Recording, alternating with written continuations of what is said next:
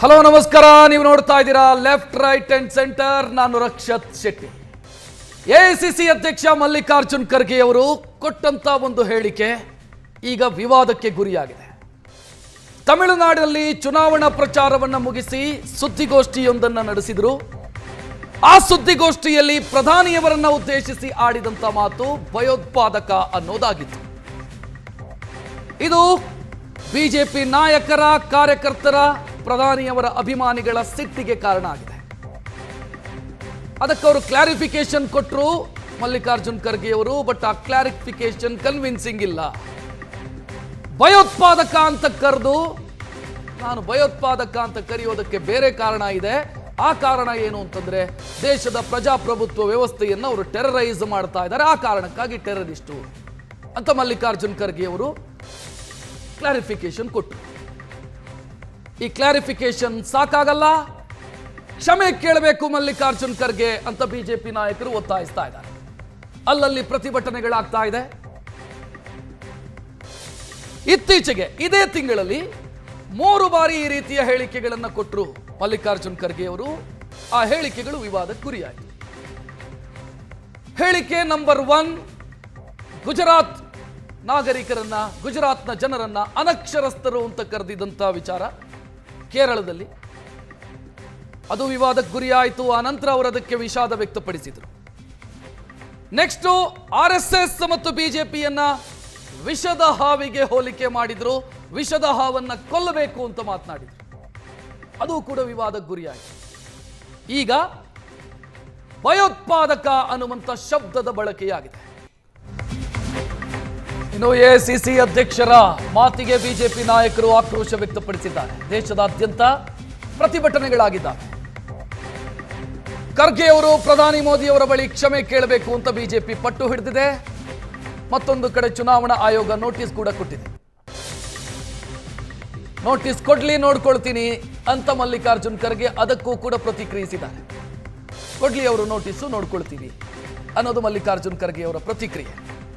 ಅವರ ಹೇಳಿಕೆ ಏನಾಗಿತ್ತು, ಅದಕ್ಕೆ ಕೊಟ್ಟಂತ ಕ್ಲಾರಿಫಿಕೇಶನ್ ಏನಾಗಿತ್ತು ನೋಡಿದ್ರಿ. ಇದರ ಮಧ್ಯೆ ನೋಟಿಸ್ ಚುನಾವಣಾ ಆಯೋಗದಿಂದ ಕೊಡಲಾಗಿದೆ. ಉತ್ತರ ಕೊಡಿ ಅಂತ 24 ಗಂಟೆಯಲ್ಲಿ ಉತ್ತರ ಕೊಡಿ ಅಂತ ಸೂಚಿಸಲಾಗಿದೆ. ಇದಕ್ಕೂ ಹೆಚ್ಚು ರಾಷ್ಟ್ರಗಳು ಆ ದೇಶದ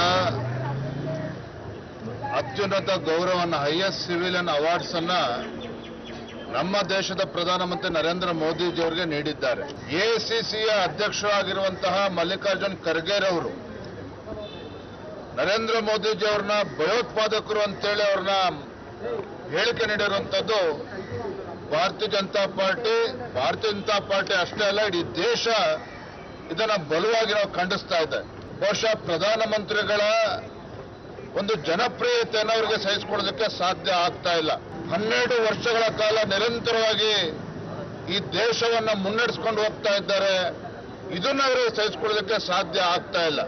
ರಾಹುಲ್ ಗಾಂಧಿ ಇರ್ಬೋದು, ಅದೇ ರೀತಿ ಮಲ್ಲಿಕಾರ್ಜುನ್ ಖರ್ಗೆ ಅವರು ಈ ರೀತಿ ನರೇಂದ್ರ ಮೋದಿಜಿ ಅವರ ಬಗ್ಗೆ ಹೇಳಿಕೆ ನೀಡಿರ್ತಕ್ಕಂಥದ್ದು ನಾವು ಬಲವಾಗಿ ಖಂಡಿಸ್ತೇವೆ. ನರೇಂದ್ರ ಮೋದಿಜಿ ಅವರಲ್ಲ, ದೇಶದ ಜನರ ಕ್ಷಮೆಯನ್ನ ಅವರು ಕೇಳಬೇಕು ಅಂತೇಳಿ ಆ ಸಂದರ್ಭದಲ್ಲಿ ಆಗ್ರಹ ಪಡಿಸ್ತಾ ಇದ್ದಾರೆ. ಎಐಸಿಸಿ ಅಧ್ಯಕ್ಷರು ಆಗಿರ್ತಕ್ಕಂಥ ಮಲ್ಲಿಕಾರ್ಜುನ್ ಖರ್ಗೆ ಅವರು ಭಯೋತ್ಪಾದಕರು ಅಂತ ಹೇಳಿದ್ದನ್ನು ನಾವು ಖಂಡಿಸ್ತೀವಿ. ತಮ್ಮ ಅನುಭವ ಮತ್ತು ವಯಸ್ಸನ್ನು ಮೀರಿ ತಪ್ಪಿ ಮಾತುಗಳನ್ನ ಆಡ್ತಾ ಇದ್ದಾರೆ. ಕೋಮ ಸೌಹಾರ್ದತೆಯನ್ನು ಹಾಳು ಮಾಡಿ ಜಾತಿ ಮತ್ತು ಧರ್ಮದ ಹೆಸರಿನಲ್ಲಿ ಒಡೆದಾಳೋ ನೀತಿಯನ್ನು ಇನ್ನೂ 21ನೇ ಶತಮಾನದಲ್ಲಿ ಮುಂದುವರಿಸ್ತೀರಿ ಅಂದ್ರೆ ನಿಮ್ಮನ್ನು ಈ ದೇಶದ ಜನ ಕ್ಷಮಿಸಲಿಕ್ಕೆ ಸಾಧ್ಯ ಇಲ್ಲ. ನಿಮ್ಮ ಮಗ ಏನೋ ಅನನುಭವಿ ಇರೋದರಿಂದ ಮಾತಾಡ್ತಿದ್ರು ಪ್ರಧಾನಮಂತ್ರಿಗಳ ಬಗ್ಗೆ. ಆದರೆ ಇವತ್ತು ನೀವೇ ಆ ಚಾರ್ಜ್ ತೊಗೊಂಡ್ಬಿಟ್ಟಿರಲ್ಲ, ಏನು ಸಮಸ್ಯೆ ನಿಮಗೆ?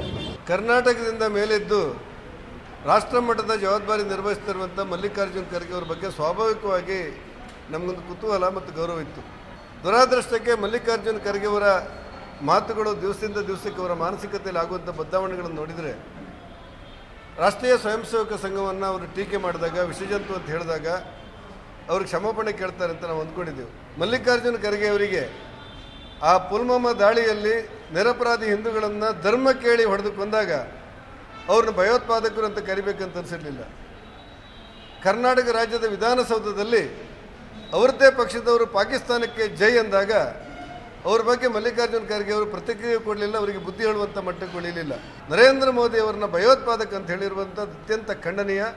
ಈ ಮಾತುಗಳು ಅತ್ಯಂತ ಅಸಂಬದ್ಧ ಆಗಿರುವಂಥ ಮಾತು. ಆದ್ದರಿಂದ ಈ ದೇಶದ ಮತ್ತು ಪ್ರಧಾನಿಯವರ ಕ್ಷಮೆಯನ್ನು ಕೇಳಿದರೆ ಮಾತ್ರ ನಿಮ್ಮ ಗೌರವ ಹೆಚ್ಚಾಗುತ್ತೆ.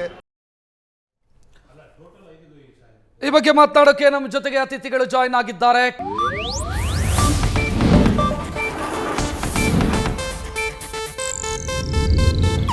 ಇದು ಏಷ್ಯಾನೆಟ್ ನ್ಯೂಸ್ ನೆಟ್ವರ್ಕ್ ಪ್ರಸ್ತುತಿ.